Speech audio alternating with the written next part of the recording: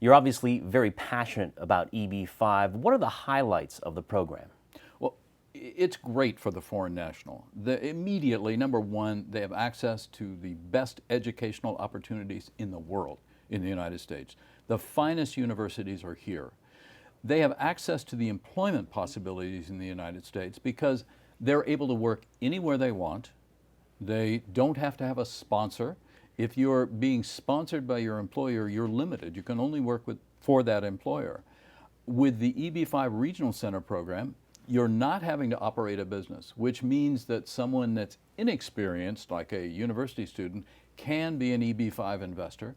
And the best part is they can live anywhere they want in the United States. That means that they can go to school where they want in the United States. They can work where they want in the United States. It gives them total freedom, just like all of us enjoy. It also gives a direct path to citizenship. 5 years after you obtain your green card through EB-5, you qualify to apply for U.S. citizenship.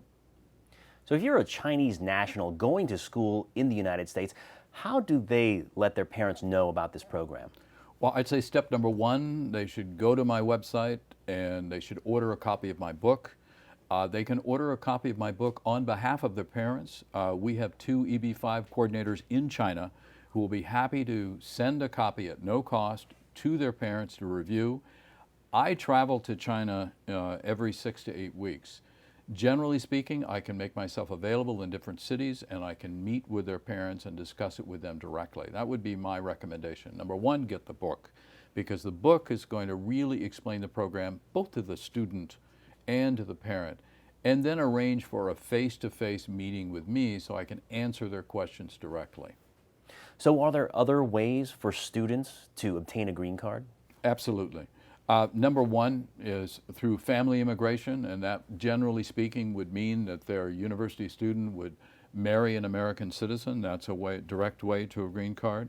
There's also what's called an H-1, which is a working visa. The working visa, if they're able to get through that process and find an employer who will do what's called a labor certification, will certify that this person must come to work for the company, there is not a suitable American citizen, that is another way to get a green card. The difficulty in those is H-1 has become very, very difficult in the United States. I'm sure if the students out there know this. Basically what happened this last year was only 1/3 of the applications made it through the lottery process. That means if there were 3 cases submitted, only 1 was selected for a possibility of an H-1. And of those, I'm not sure what the percentages are, but you're probably talking 60% of those are granted. So when you get right down to it, that's very difficult, because not only does the foreign national university student have to go through that process, but they also have to find an employer that's willing to employ them.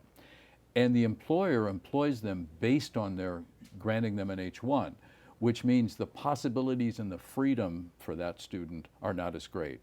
The labor certification process is available to them, but it's very difficult, it's arduous, and it really forces the student to continue working for that employer for an extended period of time with a lot less freedom. So that's why the EB-5 program is so good for students, because it gives them such a high level of freedom.